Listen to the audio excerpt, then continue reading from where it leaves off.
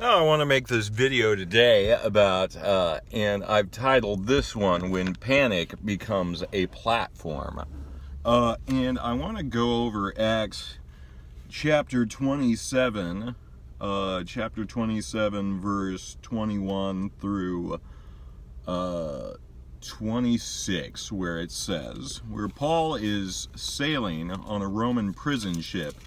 He is going to stand trial before Rome, but they're transporting him on a prison ship, and, a violent storm sweeps over, and everybody on the ship is panicked except Paul. Paul is just knows that God has sent him to go preach the gospel in Rome and to stand trial before Caesar, and see what he says.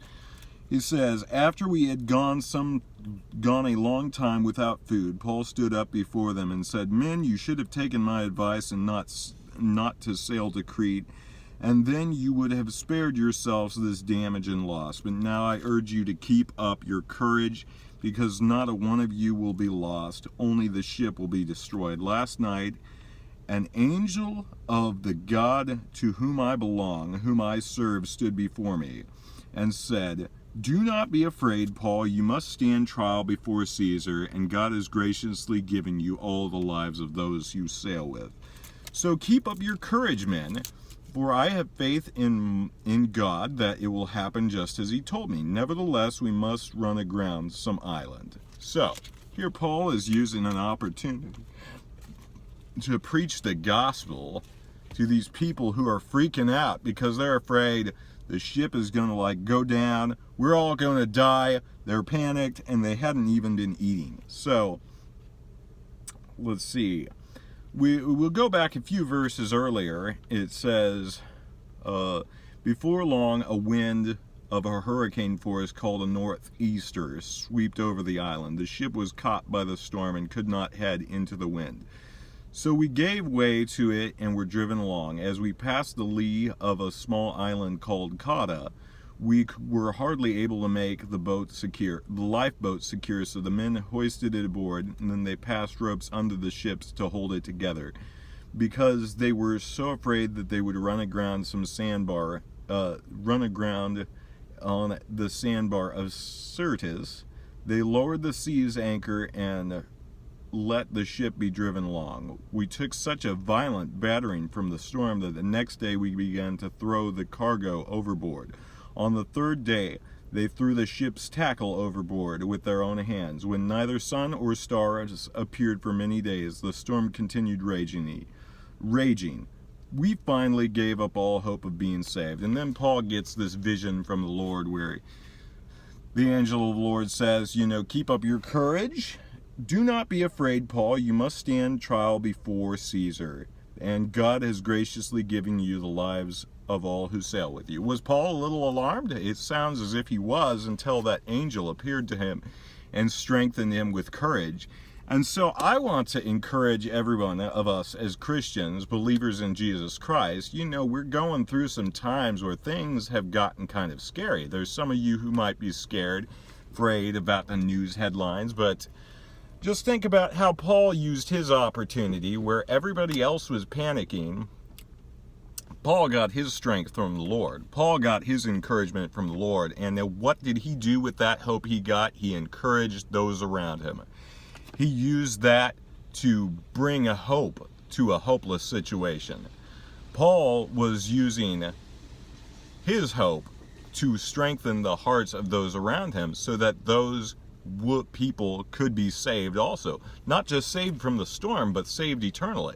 And that's what God is most interested in saving our souls from drowning in our sins. And who are people going to look to if we as Christians are panicked? Who are they going to look to for hope? They don't look to God, but we who claim to represent him should be people of hope and courage and boldness and joy and peace and without fear. And that is one of the ways we can really demonstrate the light of Christ through this troublesome situation with, this virus going around. A lot of people are panicked, but should we be panicked? No, we should be trusting the Lord and having hope in him, and then sharing that hope and life to other people. We should be using this as an opportunity to spread the hope of Jesus Christ. And, this might be an opportunity for us to do like what Paul did, where he got up and he said, listen, guys,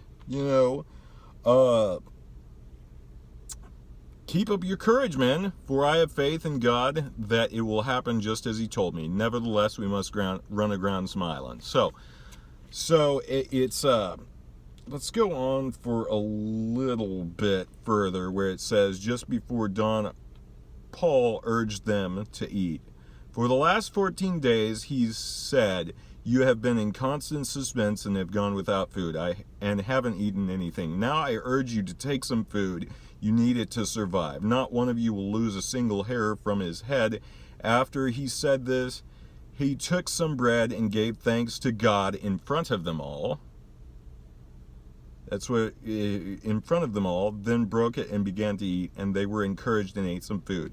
Altogether, there were 276 of us on board. When they had eaten as much as they wanted, they lightened the ship by throwing the grain overboard. When the daylight came, they did not recognize the land, but saw the bay and the sandy beach, and decided to run the ship aground if they could. Okay, so Paul's using this situation. He is actually being a light among them. And that's what we also should do. We shouldn't be panicked. We shouldn't be afraid. We know that the God who created heaven and earth is in control. We know who he is. We should be the ones that people are looking to for strength and encouragement and hope in this situation. We shouldn't be like panicked. What are people going to think if we are the ones that are panicking too, when they think that we are the ones who are supposed to have the hope? And so that's why if we feel afraid, we should pray to God and ask for his strength and encouragement, and not let our fears cause us to be the ones panicking, because we're supposed to be the light to them. Jesus said, let your light shine before others so that they may see your good work and glorify your God in heaven, your Father in heaven. And so my encouragement is, Christians, we need to be strong and courageous and bold and fearless in this time, and be that light Jesus called us to be. God bless.